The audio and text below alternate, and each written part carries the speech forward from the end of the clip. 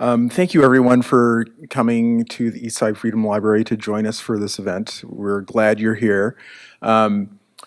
We love this space and we hope that you will too. We are so grateful that Marcie Rendon and Susan Raffo have come to have this conversation in our space. We are more than grateful. We appreciate you being here, but we also appreciate all of you being here. And we appreciate everyone who is joining us virtually. But my name is Clarence White. I am the Associate Director here at the Eastside Freedom Library. And I have the privilege of introducing this event. I guess we should do a little bit of housekeeping. The restrooms are downstairs. There's an elevator over here and stairs over there. You will find there's some envelopes that you might want to look at on your seats if you're here in person at some point. There are probably a lot of other things that I could tell you because this place is full of things that the community has wanted to share with us. But you will have to hang around here a little more to get the story of everything. The Eastside Freedom Library has collected and cataloged about 35,000 books on various themes around labor history, immigration history, social justice issues. We hold a lot of knowledge, but we also consider this a place where a lot of knowledge is created because not all of the wisdom exists in the gate-kept world that winds up on the library shelves. And that is one of the reasons why it is so great that we have people with books and knowledge that winds up on the shelf, but who have taken their craft and their talent and their own personal experiences to create some knowledge and conversations that I think are going to be beneficial to us all. I just wanted to say we do have an events calendar. If you haven't signed up for our email newsletter, we send it out a couple of times a month. We have a sign-up sheet here in the library, but you can also sign up online. So if you're joining us virtually, you can do that as well if you haven't already. But we have a few events coming up. Tomorrow, with our partnership with Facing Racial Equity Collaborative, an event with Kate Toll, who is a writer, and this is a virtual event, and the event is called Finding Our Place in the Talk About Race, a path toward reclaiming whiteness as caring, open, and courageous. That is a virtual event that starts at 4 o'clock tomorrow, so you can join us for that. We have on May Day, since we are very much a labor history organization, an event which will be a panel discussion with workers who have organized Minnesota's leading cultural institutions. Some of the museums and other institutions like that have seen some fairly, I think, encouraging organizing efforts to make sure that those kinds of cultural workers are being represented. So those are just a couple of things that are happening. I could say a lot of other things. I want to get to these guys as soon as possible. They're being very patient with me, so thank you. I don't know. I'm kind of like, ugh. All right. But tonight's event is called On the Power of Stories and Collective Healing, a conversation with Marcie Rendon and Susan Raffo. These two writers, culture workers, lots of other things as well, have known each other for about 20 years. And they have approached this idea of creating sort of a healing practice through literature in very different ways, but have been in conversation with each other for quite a while. And I think, Susan, I haven't read your book yet, and I've only read one Cash Black Bear book so far. But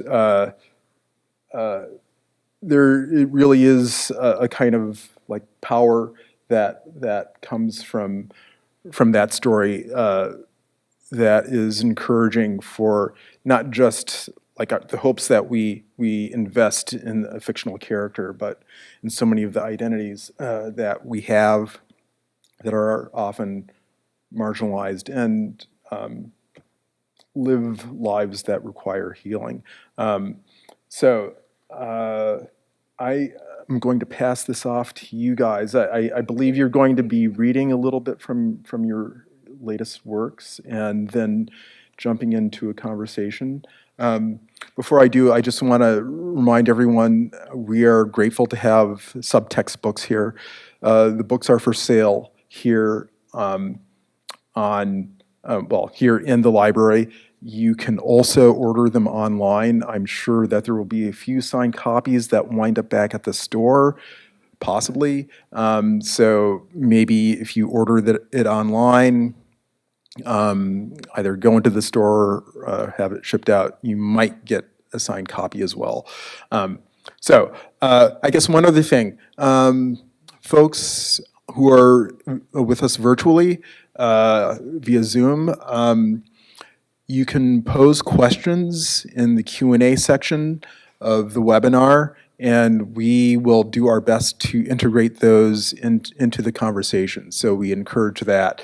And again, we're glad you're all here either virtually or in person. And with that, I am going to pass it off to Susan and Marcie. And thanks again for being here. Good evening. This is on, correct? You can hear me? All right. I'm Marcie Rendon, and the third book came out in October.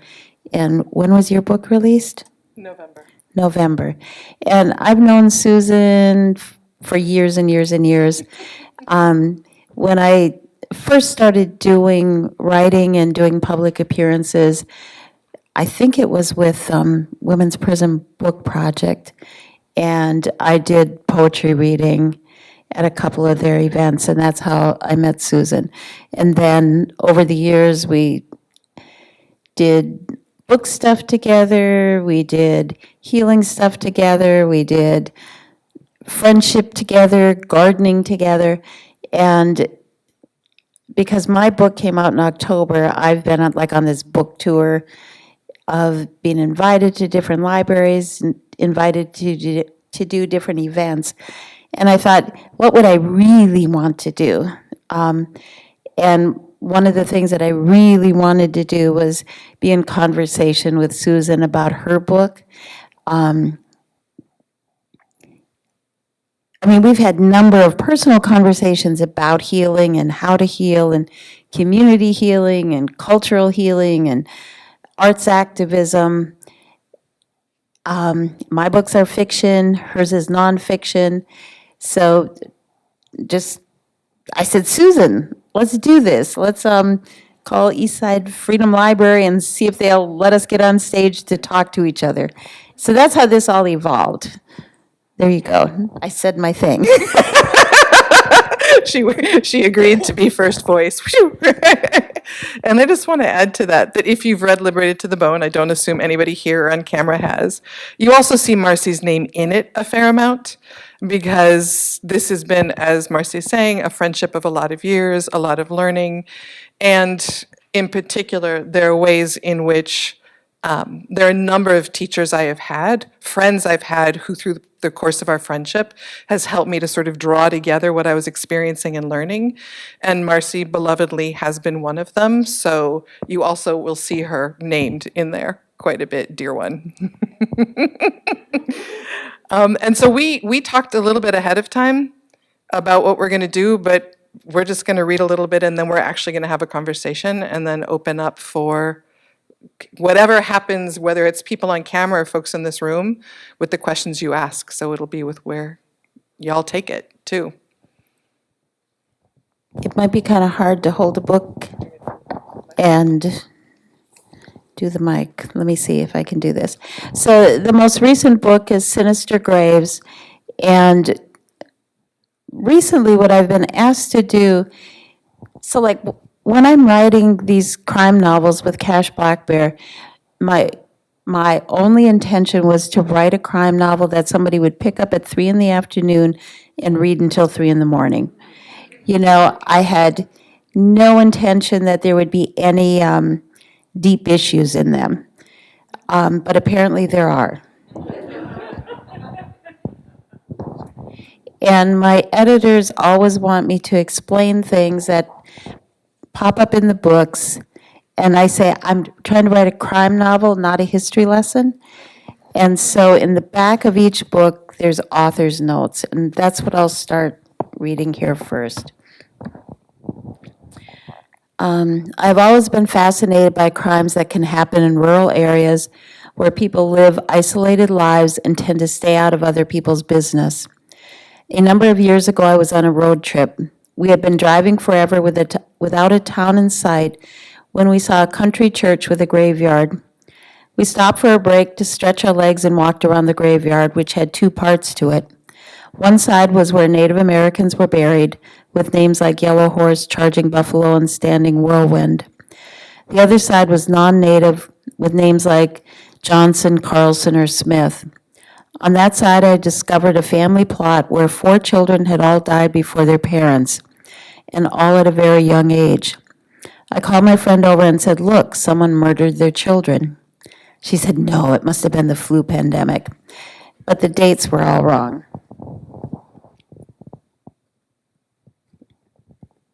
I can do this. Got it.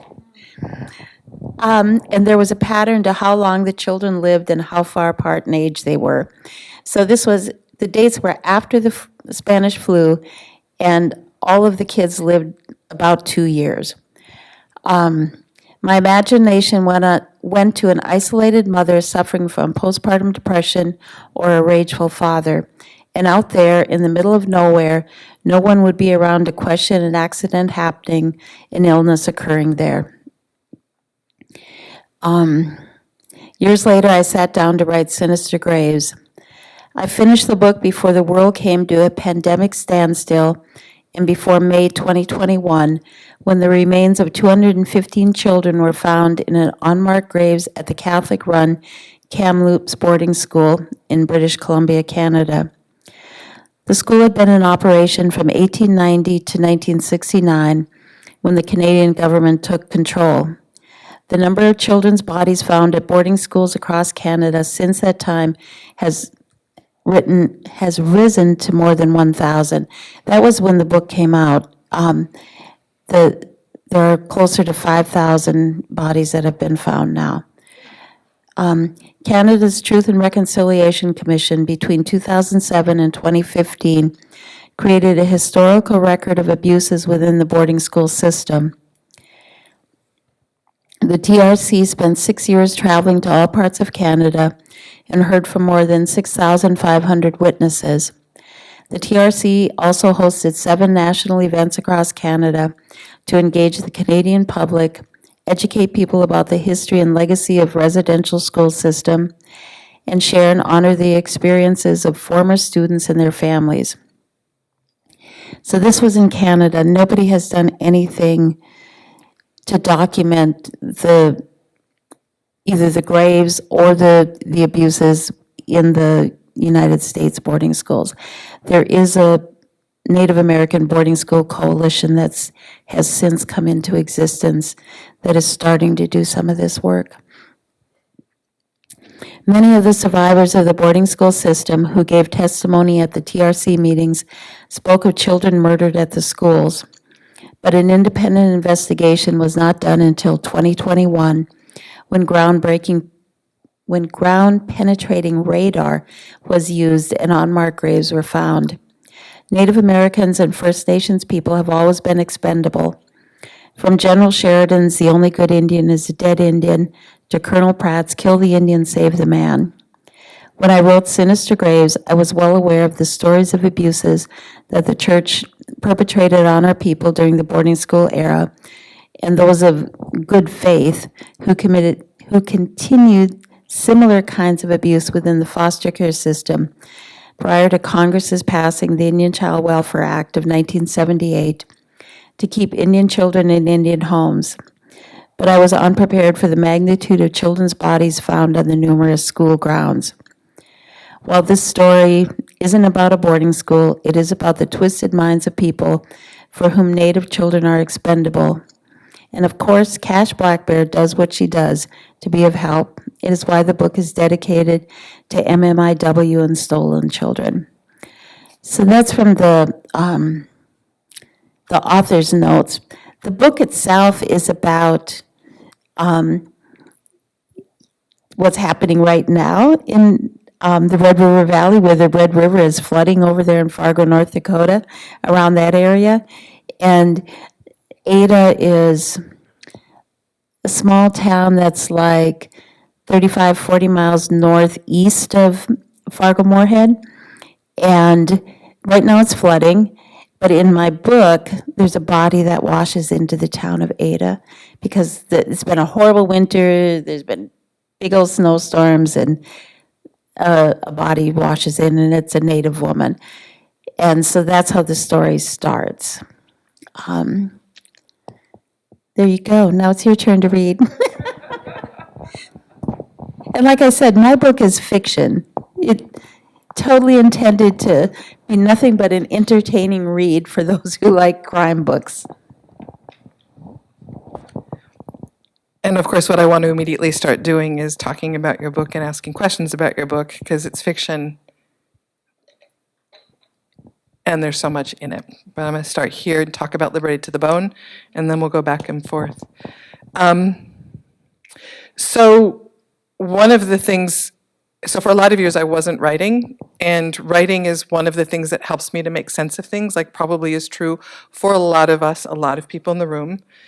And sometimes it just stays on the page and it just stays with me, and then sometimes there's that pull to follow it, and the pull is more physical than ideas.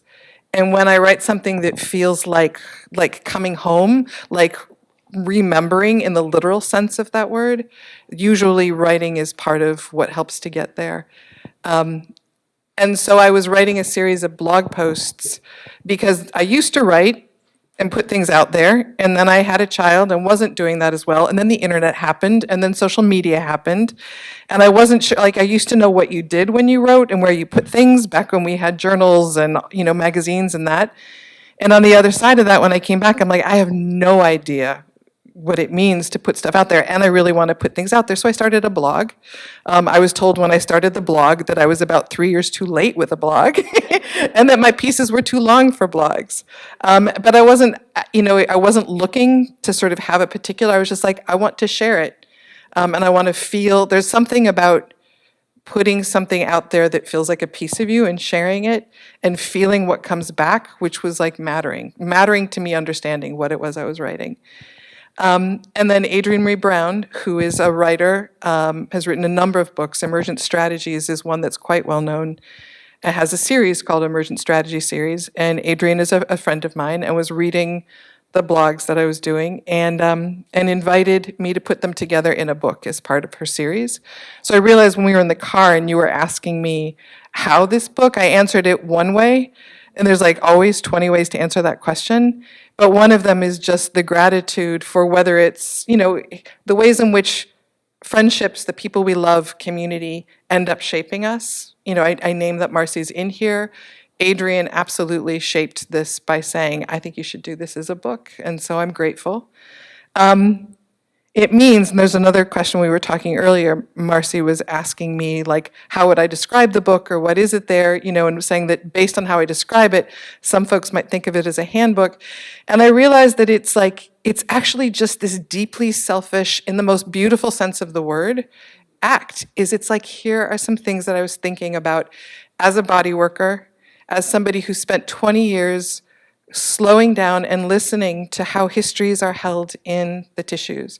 And I recognize some people in this room who I also know do that kind of listening. And I never thought about how important that was until, I thought it was important, but that sort of took a lift when it was after Jamar Clark was murdered.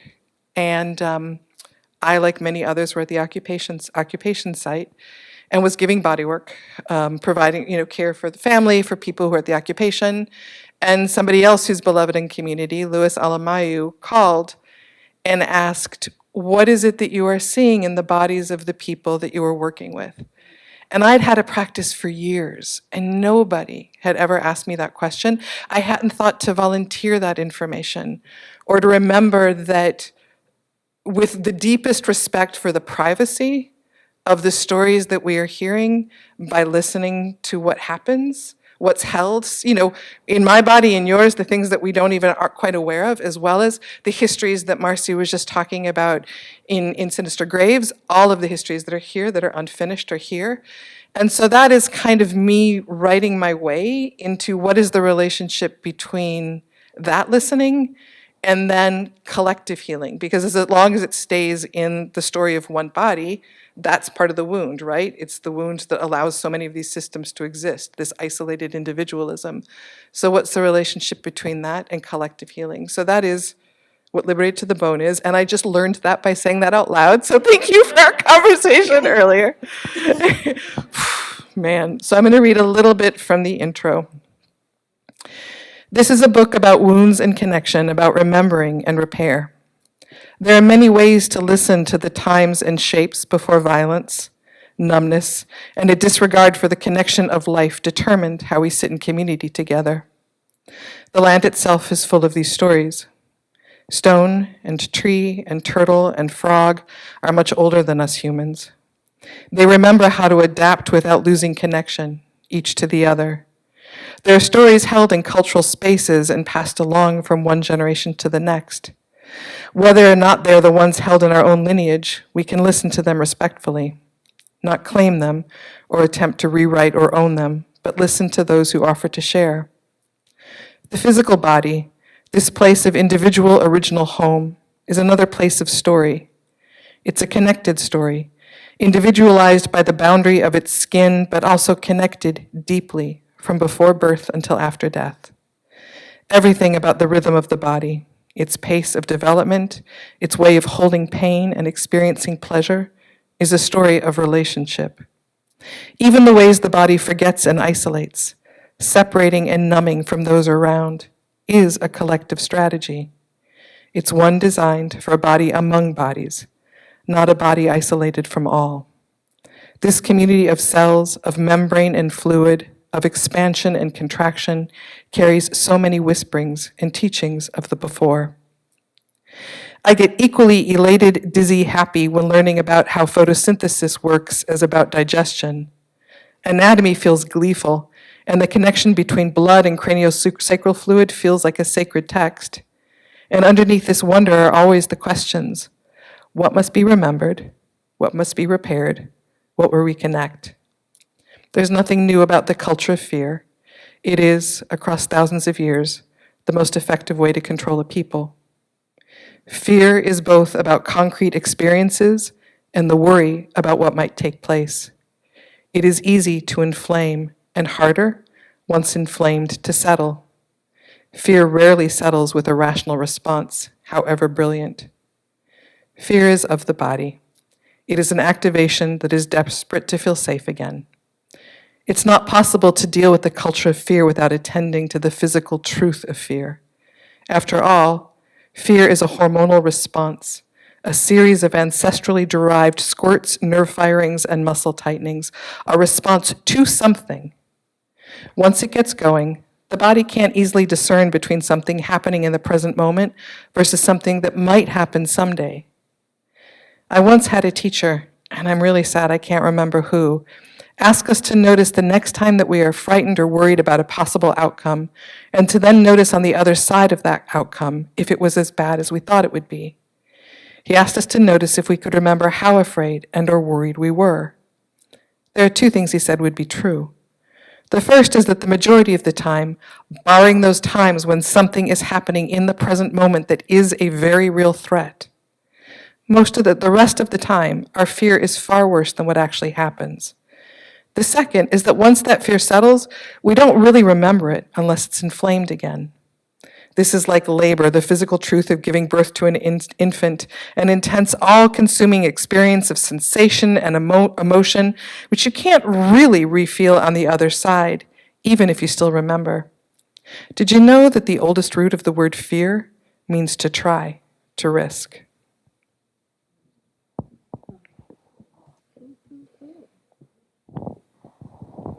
Hi, Marcie. Hi. So, when we were riding over here, I asked Susan, because she has been traveling around with her book, but she hasn't been like doing a book tour. The way that she's sort of put herself out there is she ends up going into places where they actually want her to work instead of be an author and sell her book, which I said, no, you've got to quit doing that. Like you have this book that has important information in it, good things that the world needs, and you have to like get that book out there and the ideas in the book.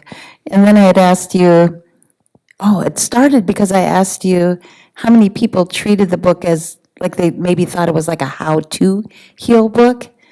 And then you talked about why you wrote it.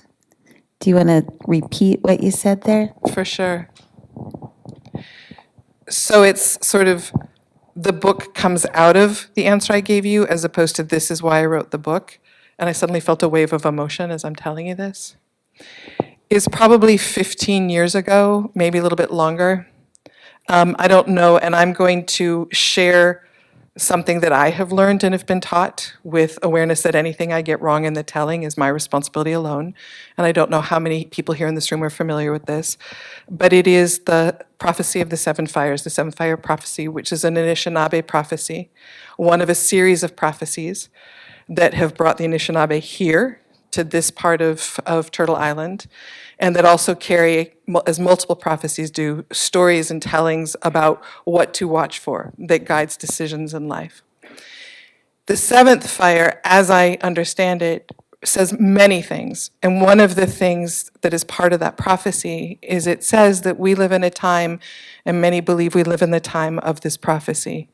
We live in a time where the light-skinned ones are either going to remember what it is to live on this earth in community in a way, in a good way, to live on this land in a good way. And if that happens, that opens up the possibility of the eighth fire, the eighth prophecy, which is a time when all of us across color, all life will live together on this land. And that if the light-skinned ones can't figure out or can't be upon this land in a good way, and instead take the other fork, it's a choice between two directions, is that means that the entire land, all life, will be impacted by the destruction that the light-skinned ones have brung. So I'm going to say more about that in a second, but first I just want to be quiet. So what the hell does it mean to live upon this earth in a good way? You know, and not alone as an isolated individual who's doing whatever, but actually together, to be in all of the ways that we are all in relationship to what you just read, Marcie, in Sinister Graves, whether that's directly about our people or not. How are we all in relationship to that? What are all the questions even that are going through your mind right now? And you said something to me when I shared this book with you, and you said it, you know, when you wrote the blurb, which I was like, thank you for that, because that's what I wanted that's, I feel like, what I want my work to do right now, is it's less about what do we do, it's how are we together? How are we alive? What is the connection that's here? And for me, the prophecy is very clear. I know there's multiple prophecies on Turtle Island that are very similar.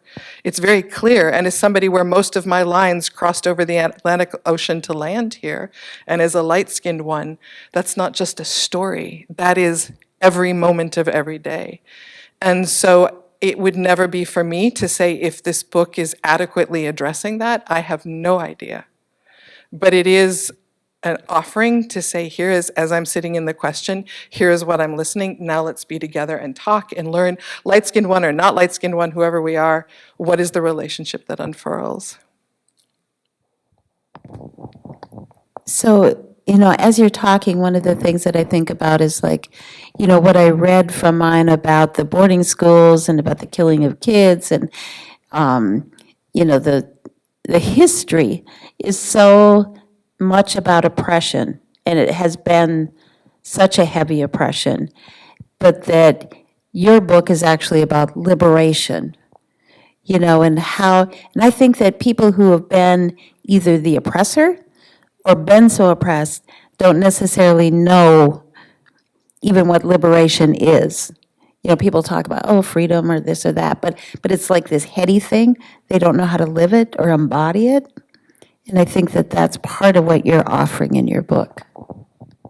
I mean, I hope so. And I'm going to push back on you. I mean, yes, your book is about oppression.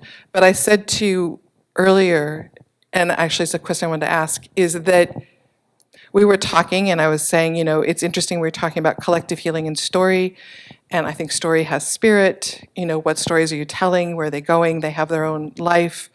And so for me, Sinister Graves is truth-telling. And we've talked about, we hope that both of our books are doing that. And the fact of the way the land shows up in the writing, I said even the writing of it feels the way prairie feels. It's not, I'm not in the middle of a woods while I'm reading that. The words are sparse, but like full of life, in the way when you're standing in the middle of the prairie, it feels like that. And additionally, like there's a way in which liberation from oppression can be so romanticized sometimes, right? It's like, what's the 10-point plan? And the way that Cash is impacted by her history in a way that isn't done. It's shaping in this third one, it's shaping the relationships that she's having in a way that is like, oh, here, I recognize that.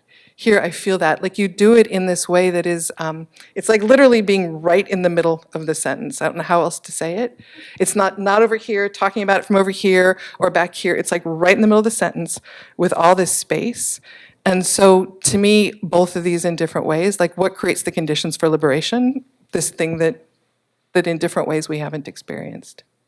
How does that land for you?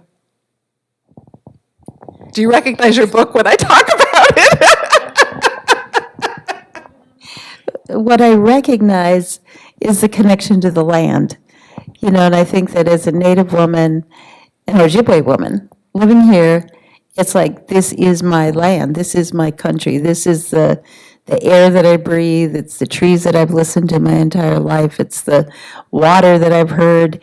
And I did grow up in the Red River Valley, so that flatness, it's like, I get up there and it's like, oh, thank God, it's still here, And there's such a, like, I was just up in Monoman on the White Earth Reservation last week, and like, the border of the reservation is what used to be the edge of Lake Agassiz. And so it's a different landscape than when you go like 10, 15 miles over here and it's totally flat Red River Valley. And when you're driving along and the snow had just melted, and what would be a potato field or a beet field looks like a lake because the snow is melted, the water is sitting out there, and there's swans swimming on a field that is going to be a wheat field, like in 2 months, 3 months, And we're in this time of climate change. We are in the time of this prophecy about this fork in the road. There's the Ojibwe prophecy and there is the Hopi prophecy. And in late 60s, early 70s, Thomas Bianca went to the United Nations and spoke about this fork in the road where people are going to have a choice, a choice to either continue with the destruction of the earth as we know it or follow the original teachings of the people of this land. And we're in that time when you see this, the way the climate is changing. It's like it is human life that's in danger of not existing because this earth is going to continue. And I think that that's that's the side that I want to be on. I don't know. I don't know another way to say it. Yeah, Yeah. that was what I was thinking while you were talking. Well, and I think what's so, somebody said to me about Liberated to the Bone, they were like, I like this, but you're talking so much about like humans' bodies and not about the land. And I was like, well, first, I think that human bodies are part of the It's the land. land. Yeah. It's like we're all created by the same things. And I said, both trauma and supremacy have numbing elements. And actually, I think supremacy is a form of developmental trauma, although I use that more carefully. But the impact of something that takes us away from feeling our own lives. And so for me, not on its own, but as one of the notes of music or one of the stories, is that if this species, if this whatever, is that depending on who we are, who our people are, what our life has been, what we've experienced, is I'm like, we're here to experience the glory of this life, and we experience this life through feeling our own life and its connection to all life. And it was interesting to me. There's actually two people who've said that. And one was like, I'm a little worried by reading, they sent me an email and they were like, I'm a little bit worried that by writing about bodies, it's going to individualize, et cetera, et cetera. It sort of brings up the selfishness. And I was like, that's a chance if I'm talking about anything, right? Anything is a tool or a weapon. And within it, like, how do we feel the gift of connection and the truth of pain?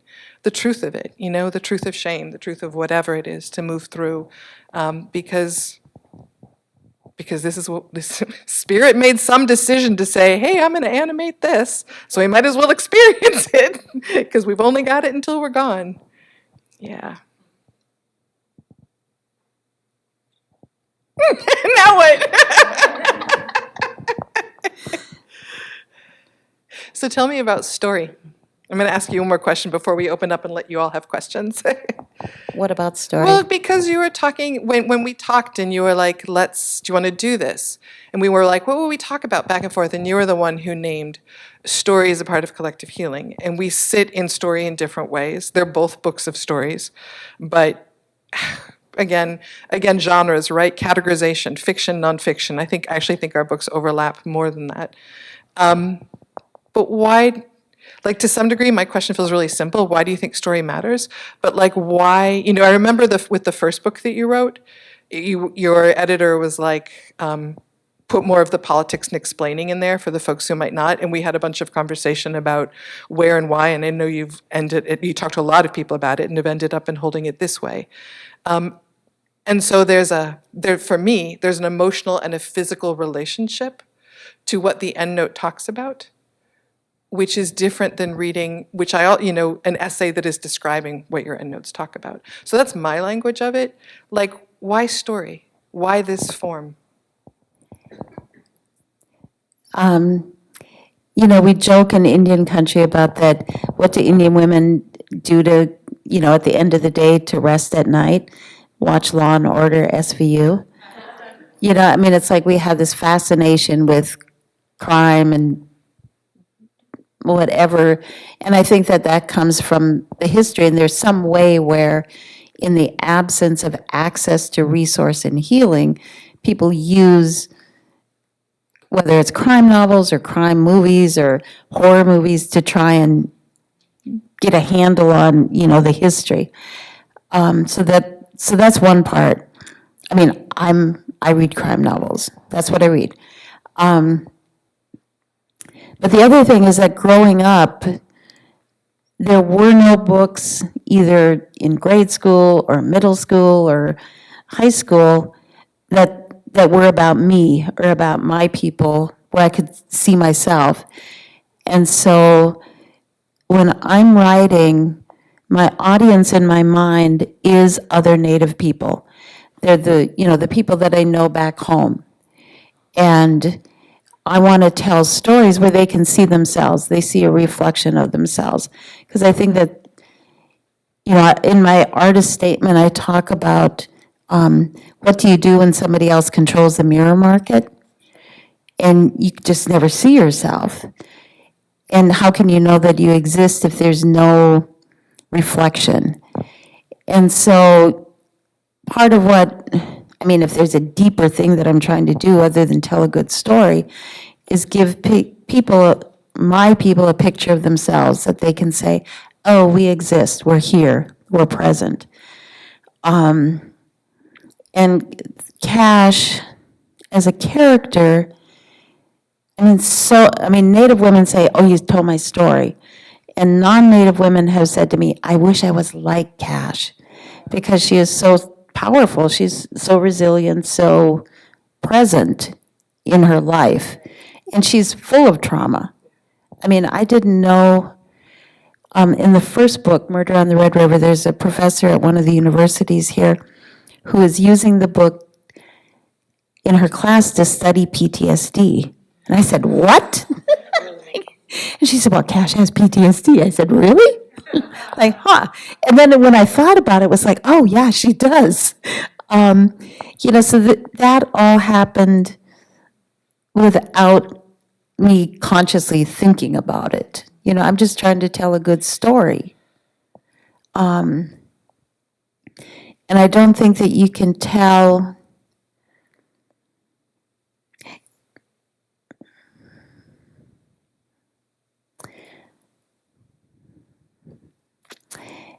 I don't want to say that. I'll ask you in the car. And then my brain went to, like this graveyard that I visited 15, 20 years ago. It was in Idaho, and we were just traveling through the state. So that happened where I saw the grave, and this stuff just sits in my mind. And then there was the incident here in St. Paul where the young mother threw her babies off the bridge. And there's just such a denial in the world about whether it's postpartum depression or depression caused by isolation, like the separation from people, and that's a lot of what you're talking about. When you talk about people being present in their own body and then like nobody exists or should exist in isolation. There should always be somebody, that you're connected to and know that you're connected to. Anyways, somehow all of that is why I write and what's in here. And it is in there. It really is.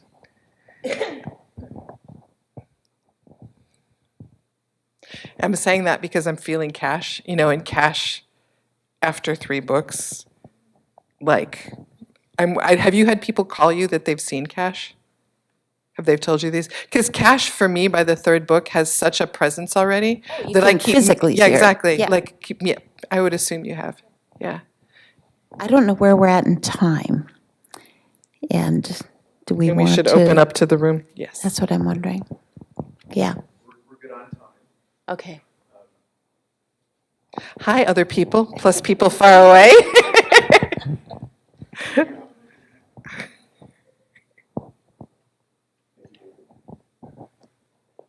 Are we, is this, okay. And hi, you back there in the corner? Yeah. Yep. Thanks to everyone. Just a couple of things. The first, because I don't want to forget this, Marcie's most recent book is a finalist for the Minnesota Book Award. Yes. So that's cool. I have said this several times to many people. I'm a big baseball fan. I love watching the All-Star game. I missed the All-Star game one year because I was reading Cash. So, yeah. This is real. It's like, oh, I missed the game. Oh well. And I guess the third thing is, it's not just non-Native women who want to be Cash. It's like, I wanted to be Cash. So it's like, this person is too cool. So, but we want to invite people to ask questions as well, both online. So there's a Q&A section in the Zoom, or if you are joining us on Facebook Live, in the comments, you can pose a question. For the folks who are here, we would appreciate it if you use the microphone, because we want the folks in the virtual world to be able to hear your question, because that's important too. So, yeah, I'd like to open it up. I don't know, so you've asked each other all the questions you have to ask, right? You've probably asked. We could We keep going we on. could talk forever, probably to each other, and You noticed that I was about to go into another place, and Marcie very gently was like, let the other people in the room ask, so we're okay. I don't know if there is a question right off the bat. But Susan, what you said about cash is so true. I mean, for me, it really was a story of not just empowerment, but power and healing. And there was something righteous about the struggle. And I'm not a crime novel person. I don't. It's like, it's not interesting to me. But this was. So I appreciate that. You hear that a lot, don't you? Oh, and I don't know how far this can go. Okay, if you're able. Yeah. If not, we can accommodate that as well. So, Susan, you asked Marcie why storytelling? And I'm not going to answer your answer, but as a reader, I can be told the history, and I can react to that history. I can be troubled by the history. My principles can be either offended or endorsed. But the story, as a reader, I feel the story, which is a different way of knowing history and knowing, maybe, and I haven't read your work yet, but knowing how it settles in us. So that's just what you prompted. And that's the work that Susan does, is helping people find it in their bodies. When we were talking in the car, I was saying that's that sign of a book that I want to read, is when you're reading it and your mind is like words, and the rest of you is like, kapow, kaboom, kaboom. I'm changing and I can't explain how or why. It's a gift to read something like that. Like about cash. There is an online question for Marcie. It is, what crime authors do you like or read? Maybe I need to hear this too. And do you have another book up and coming? So I'm working on book 4 of Cash right now, and I also have a standalone crime novel that is not Cash, that is present day, like there's cell phones and DNA and all that, that's supposed to come out, the last I heard, in fall of 2024. So that's what I'm working on. And then what was the other question? What authors, crime authors, do you Okay. read? So, well, like other people watch Netflix, I read. And so John Sanford, he writes the Prey series, they're set here in St. Paul. Lee Child. I'm not a deep person. Lots of times people ask me about this, that, or the other thing. Is like, well, geez, I never thought about that. Which is why people like Susan write their books, because they think about things. One of my favorite books is the Wallander series, and Manning. What's his name? Does somebody know? Manning Keller Manning. People are pulling out their phones. He was a Swedish author. He's deceased. Whoops. But I read one of his books, and I ordered every single book and read them in the same way that people are watching the Wallender's Netflix series. And I thought, this is about an old Swedish detective, depressed. He's always plodding through the snow, and it's like, what is the fashion? I have no idea, but I loved his books. And what do you read? That was my partner. My favorite version of Netflix is to read young adult sci-fi or young adult romance or stuff. That's my pleasure. And sometimes mystery. Thank you so much for bringing me from the sci-fi genre. There's been a long standing sci-fi versus mystery battle out in the book world, which is, of course, a foolish battle, but it's there. And so increasingly mystery. Great. I'm going to work to articulate this question. I'm really bad at details, so you're going to have to help me. In your book, the latest one, I'm really fascinated with relationships. A number of them, but the two that stand out to me are the boyfriend, whose name I can't remember, and the older woman who Cash goes to visit. And my question, so you talked about the way in which the body remembers, is it remembering, is it repair, is it reconnecting? All three of those seem to be happening in those relationships and in those bodies. And I'm wondering, what is that, when we talk about collective healing, I see those relationships as leading to healing not just in Cash, but in those two other relationships as well. And so when we talk about collective healing, how are those relationships a part of that happening, right? There's a way in which those folks see Cash. I don't know what's so fascinating to me. There's a part of it about it that's they're so intimate and close, and yet they leave so much space for her. They see her in a very intimate and powerful way, in ways that maybe she doesn't see herself. And at the same time, they leave her so much room to tap into her own wisdom and also to be in a place of choice around how she's going to be in those relationships. And so I want you to talk, you make it seem, Marcie, like you just, sit down and write the book and you're just trying to tell a good story.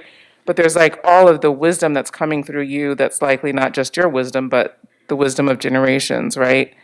And so maybe you don't have a clear way to answer this question, but I want you to talk about what are you trying to portray in those relationships?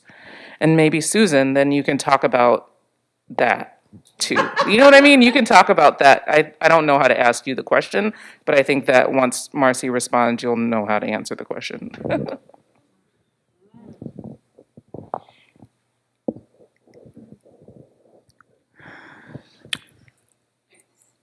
So when I'm writing, I have a general idea of the crime that's been committed and sort of the direction of where the book is going, but I don't actually have a bigger idea. I just sit down and write, and then the story develops as I'm writing, at least with the Cash Black Bear novels. The standalone novel was a totally different thing.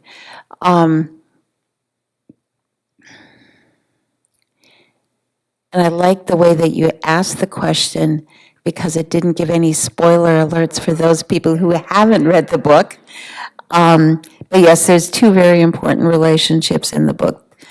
One is an older woman who sort of pulls Cash in and takes her under her wing, and then the relationship that actually seems like a real relationship as opposed to the non-relationship relationships Cash has had in the first two books, if that makes any sense.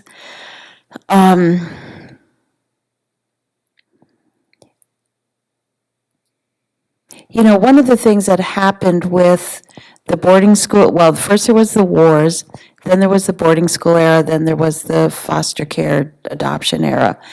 And Sandy Whitehawk has a book that just came out, The Indian Child, this Indian Child or something. Sandy Whitehawk is the author, and it's her memoir about being taken and put into a white home.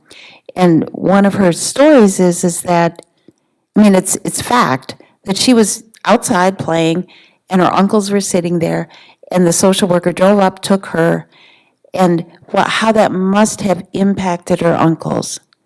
And when I think about, I have 3 children, 12 grandchildren, 2 great-grandchildren, and if somebody came and took my kids, the deep, deep, deep grief that I would have. And then you don't get them back.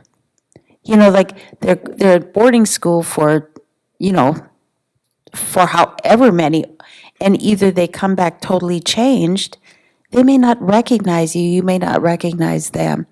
And so how,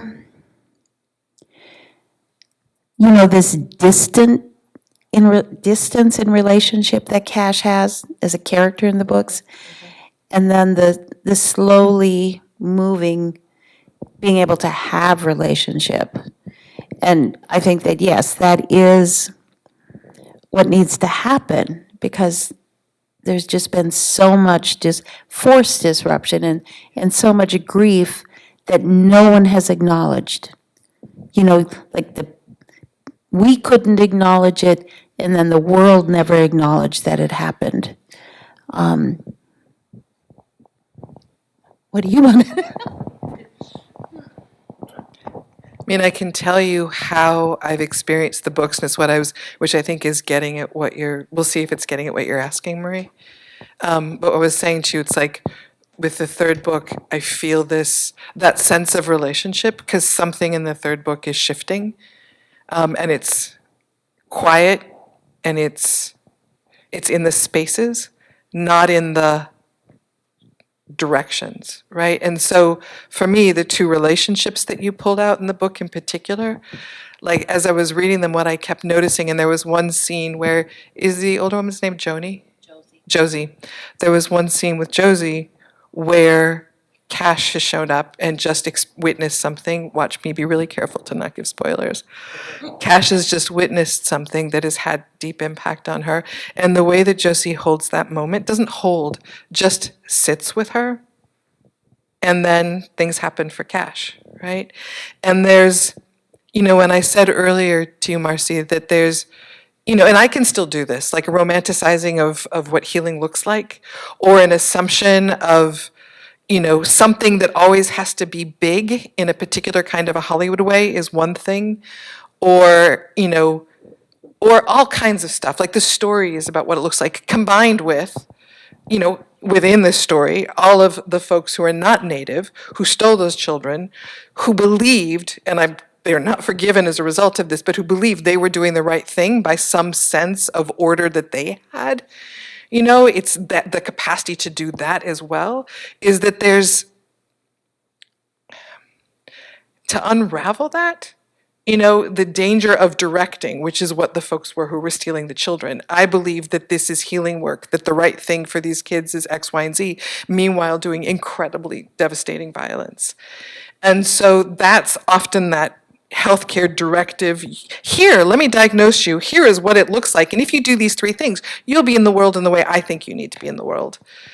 And unfortunately, that's what, a lot of us who are practitioners, we do that. We have done that to folks. I don't want to just make that be the big system, like it's in us, to not have the capacity for witnessing somebody else's pain without trying to go in and do something about it. Do. And depending on who your people are and how you've been shaped, that could be really, really strong in you or less strong.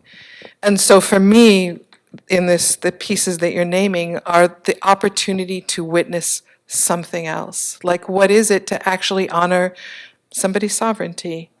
What is it to actually honor that somebody doesn't, it's not about having the right answer or the wrong answer, et cetera, but it's like, I'm going to companion you right now. Like, I'm just going to be here. And that's, when you said it, Al, I think you were talking about Al, isn't it? Al, is Al the person you were talking about? Al and Josie? I just felt this big chill when I just said that.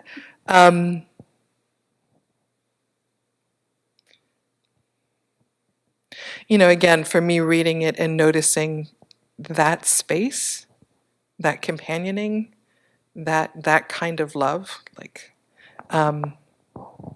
You said that you were surprised, Marcie, when people have said to you, I don't know if the word was surprised, but that a lot of people have said that your book is quite healing.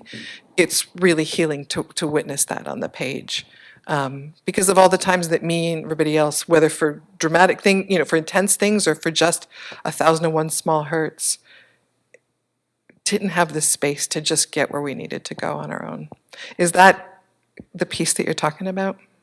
Yeah, it's powerful, I agree. So everything that you just said is about your healing work and the kind of work that you do with human beings that you've written about in here.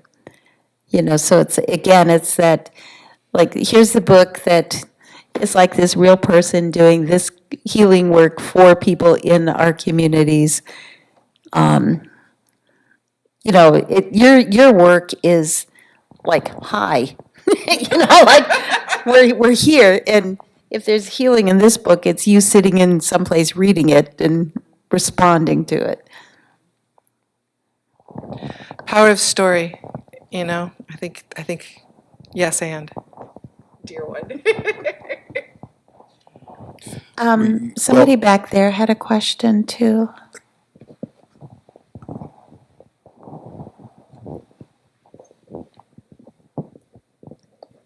Thank you.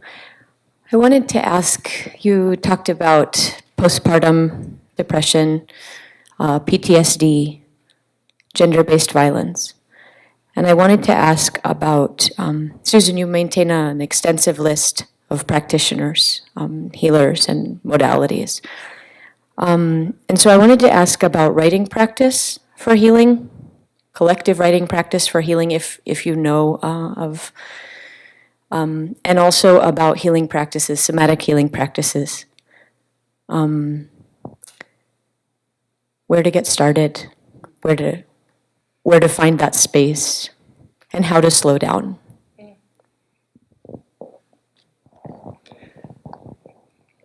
Just a nice, simple question.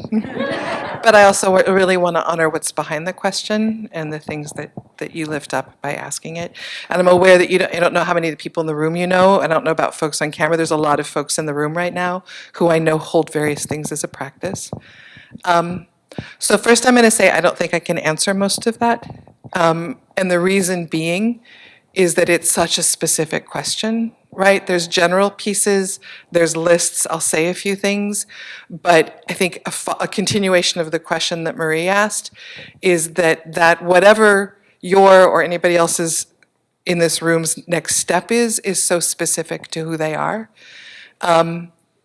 And I know how many folks right now, and forever, right now the only thing that's different is possibly there's a greater awareness, are sitting in the same question you're sitting in, which is why the list that you referred to, which is on my website, is available. It's like 28 pages at this point. Anytime somebody says, hey, this really awesome, I'm like, tell me about them. I put their name on the list, because finding somebody who can meet you individually or collectively, and especially for those raised without any cultural I don't assume if you're raised with this it's that easy, but without any cultural container or anyone to go to for clearly, like it's all, finding that person is that hard. So right now what I'm doing is repeating your question by saying, yeah, it's really hard, isn't it? That's the first piece. There's a number of people who do collective writing practices or writing as healing, and I'm going to add those to that list online. Thank you for saying that. Carolyn Holbrook, who is in town, look at how many people nod, has been holding a lot of spaces. Actually, it's so funny, I just saw Carolyn today, so it's lovely, and we talked about you and said sweet things. I love living in a small town in a big city. But does a lot of work that's specifically related to that. There are others. I'm not remembering them right now, but I will add that to the list. The third piece of where to start, I'm looking at one of my absolute people in this work. Let me just listen rather than try to answer the question. Let me just see. I mean, to some degree, I would say you've already done it, right, by even asking that. I don't think I would say anything. I mean, I'm happy at the end of this to have a one-on-one, so I can be more specific than that, because my guess is even by the fact that you found my list, it means that you've been looking. So I'm guessing a lot of the resources that I would tell you right now are resources that you know about. And so after we're all done, I'd happily have a one-on-one and just bring that conversation down to a second or a deeper level than we can do like this. Because instead of, I don't want to reframe your life for yourself, but when you said, how do you start? I'm like, I feel like you've already started. And so I'm almost hearing like, here's who I am, what's the next step? And I want to say, this is not directed to you because I don't know you, but for me, bringing it back to Cash, to the books, is sometimes the next step is to, it was so beautifully held in here, is to wait. Which again, I'm not putting that on you, I don't know you, but just in there is to wait. Is that sometimes the next step just isn't ready to come.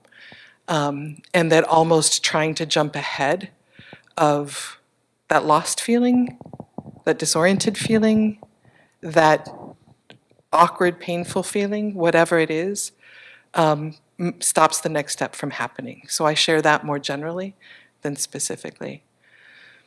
So I have no idea how that landed, and I know there's a lot of practitioners in here, so I'd be curious at one point to hear how they would answer that question. Thanks. Is there anything you want to say about that? Yeah, we have a few online questions, so we want to make sure that we keep the virtual folks engaged, and I'll start with one. Natalie asked, I know there are thousands to choose from, but do you all have a favorite moment in history where you feel like the power of storytelling made a special impact on the events of the time?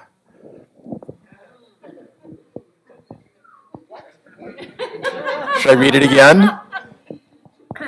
I'll read it again. Yeah. Okay, all right. I know there are thousands to choose from, but do you all have a favorite moment in history where you feel like the power of storytelling made a special impact on the events of the time? You know, I don't consider it storytelling, but Thomas Bianca talking about the Hopi prophecy. You know, that he was he went to the United Nations, he traveled all across this country, giving that message, trying to really wake people up. That's my first thought. When it comes to me, both at the small level and at the large level, you know, personally, there's so many stories, some I've heard from you, Marcie, and from others, that have shifted the trajectory of a life. And I know that's not at the scale the question is, I'll answer that, but I don't ever want to minimize that, is the unexpectedness where there's connection that happens. And then at the larger scale, I mean, I remember, I remember talking to the people who built the campaign to stop Real ID, who were sitting in their kitchen table saying, well, this is shitty. We should do something about this. And then talking with some people I know who are part of Mi Gente and who for years have been talking about, we have to get rid of ICE. And then there was a protest in Arizona, and I can't remember in relationship to which particular wave of anti-immigrant violence. And they put on their signs, deport ICE. And they were like, oh, this is going to be more radical than what sort of folks are ready for around the country, deport ICE. Like we're still just talking about immigrant justice. And all of a sudden, deport ICE as a story embedded in two words together. I mean, there's so much story in there. Suddenly was a story that everybody was telling. And so I often think it's, it's like we create the conditions for stories to be heard and have their own lives. But that's what comes to me. Yeah, thanks. I feel like that's one of the things that we try and do here at the library. We say that we're trying to get a truer narrative about this place we live in, rather than that narrative that really doesn't make any sense because it leaves most of the story out. So, can I add to that then? Yes. I think I think the story that Water is telling right now is a really huge story.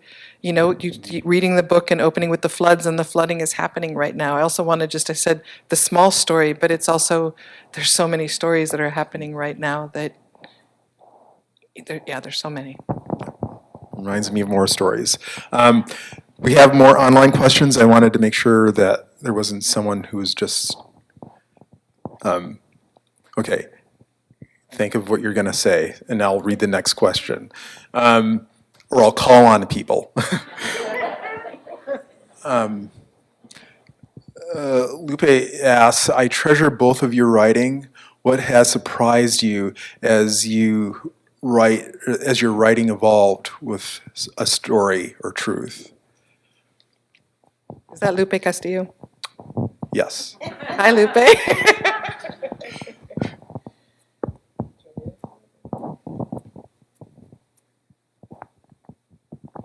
I mean, what surprised me is that the way that people react to my characters, I mean, they're real for people. Like they might be real in my head, but I hadn't really expected that they would be real for you all. And we were talking about this earlier today as well. This was, when I say this, my writing was very self-centered. Like, here is how I'm paying attention to things, and then I want to share it. It's been a gift to see the impact of it and to have people talk about how they're using it and how they're learning from it. So I think it's that. There's something which feels like it's a version of that. It's about connection. And, you have more work out in the world and have had more work out in the world longer than I have. That is published. And the way that a book has its own life and the way a child does has been really interesting. And so being humbled by building that relationship. I don't know if that answered Lupe's question. I was kind of responding to what you said to some degree more. Do you want me to read it real quick again, or? I I think you addressed it. So, Great. Yeah. Can you come over? Or?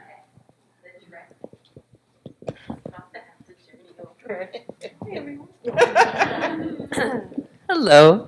Thank you both for being here. I would just love to hear, in these lovely offerings and all of your kind of creative processes, what are the beings, the places, the practices that are supporting your work and helping you be connected to this larger web?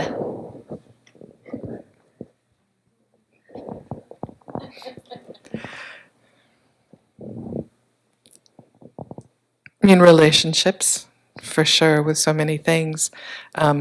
When Marcie reached out and suggested we do this, it felt really big for me, more because of our relationship than anything else. So relationships, for sure, including with people in this space. I mean, this land that we're on, always, I walk a lot. I'm grateful that I can and that it's comfortable. My body wants to do it.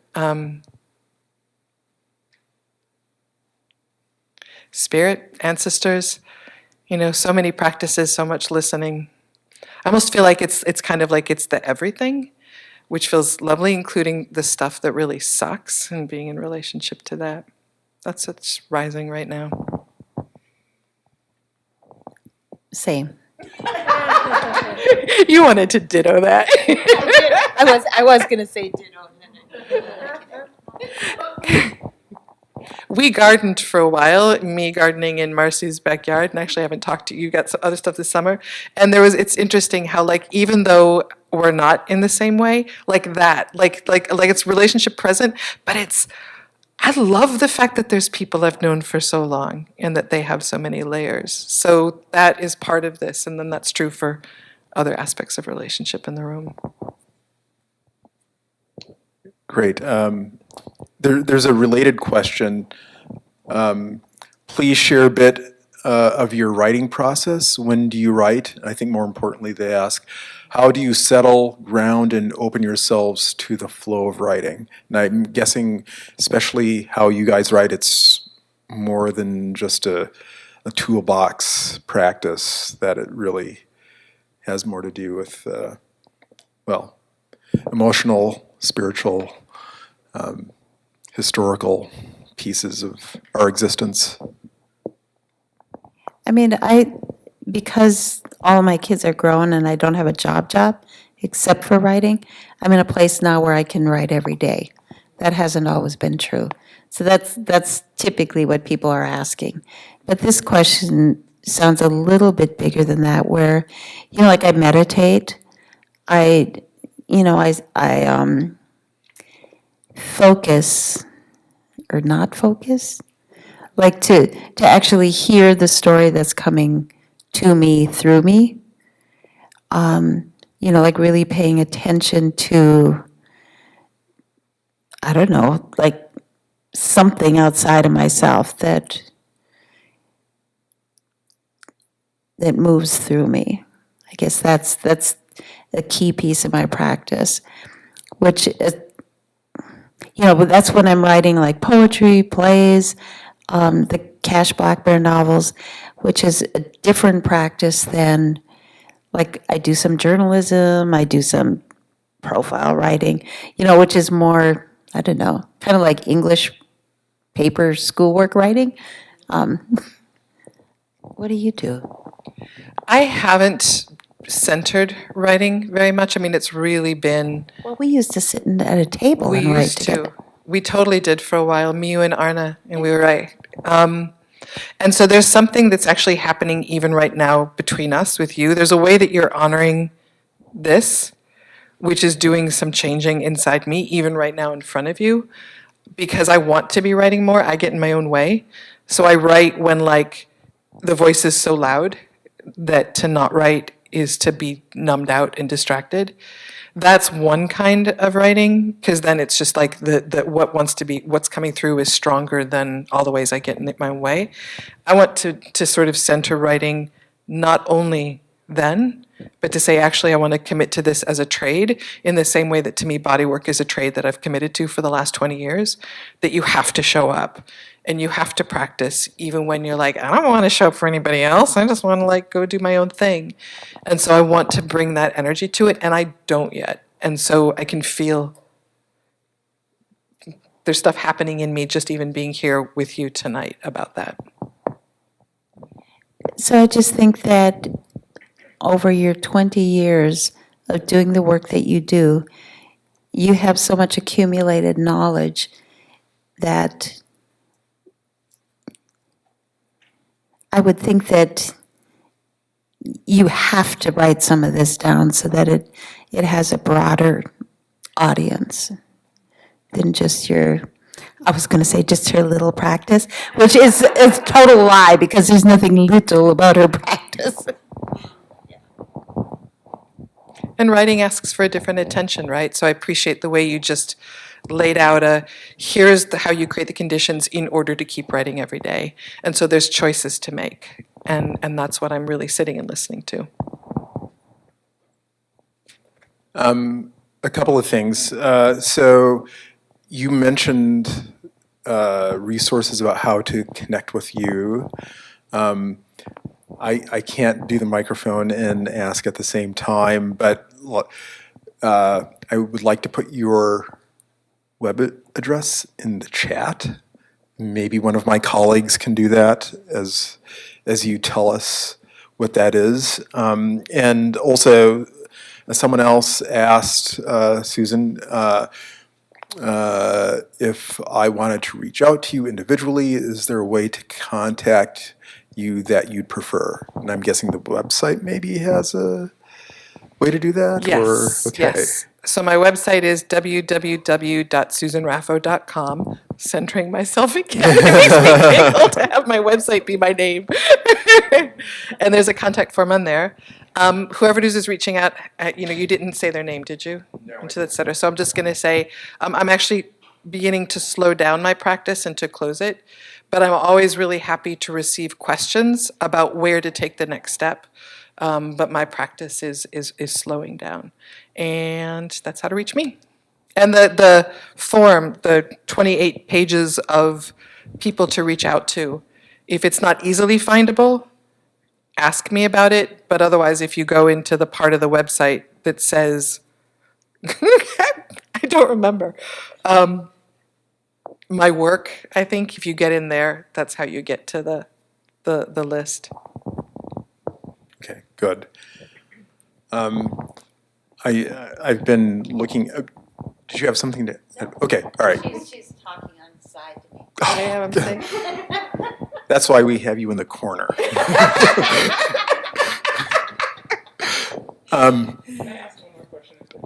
Sure, I want to make sure I'm looking to see if there are any others, but I think we have time for a couple of two more quick questions. So if you're able to come over, otherwise I can come to you. Well, right now there's book burning going on all over. And when you write a book, you have no control of how it's going to be read or understood or used. Can you respond to how it feels at this point in time in history as writers of books who might be on a list?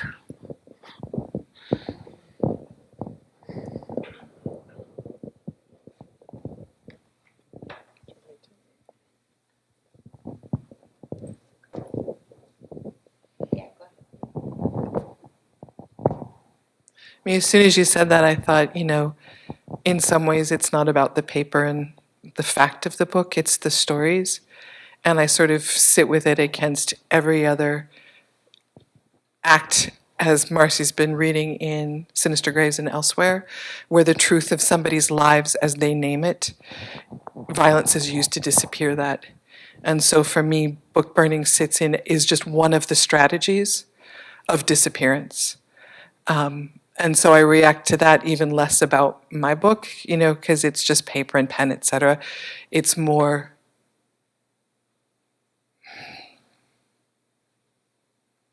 in some ways it's why Liberated to the Bone exists, is I'm more interested in why somebody would believe that that is the only way towards whatever is that kind of disappearance. So I guess I just want to say it feels within that continuum for me, and that hurts in the bigger way than specifically the book. And they are books, yeah.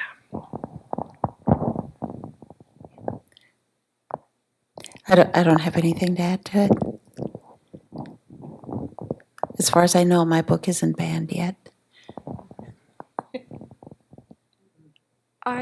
You spoke about the Anishinaabe and Opi prophecies. Where is a reliable source to find those? You can Google Thomas Bianca, and there are videos from when he was at the United Nations, and then also when he talked in other places. And I've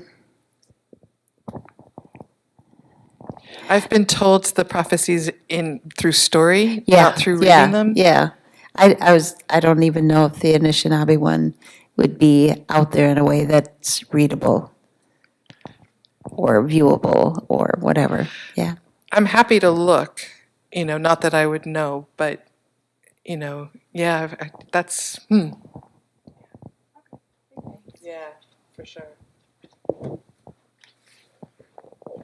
I know that you wanted us to mention that the envelopes. Yes. And to support this library happening and having things like us being able to call and say, can we show up and invite people, any kind of support will help. Yay, East Side Freedom Library. Oh, thank you. Thank you. Like I said, we're so thrilled when you wanted to come into this space. And it really is honoring that you chose to come here and bring these people here and the people who are joining us online here. We greatly appreciate everyone's presence in every way. We enjoy that Subtext Books is here. Thank you. Yeah, thank you, Seriously. As always, a real important partner of ours. It is that time when we can have conversations, purchase a book if you are able or willing, if you don't have it already.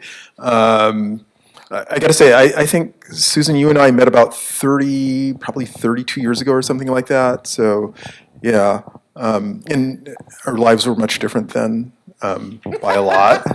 We were doing other stuff, but yeah, it's around the Capitol or politics. But yeah, we're growing, evolving, changing, getting wiser. And I look forward to reading your book, especially after this conversation. And I appreciate your work and its many facets. And and I have a lot of dear people who are up for awards at the Minnesota Book Awards. The sort of culture around who's getting nominated it's progressing and it feels better. And I'm glad that your name is there and several others as well. People who have read their work here or come here for other reasons. So I'm grateful for you putting that work out there. So again, thank you. Check out our website, check out our social media, and check with each other. And have a great night. Thanks. Thank you, everybody. Nick Rich. Thank you.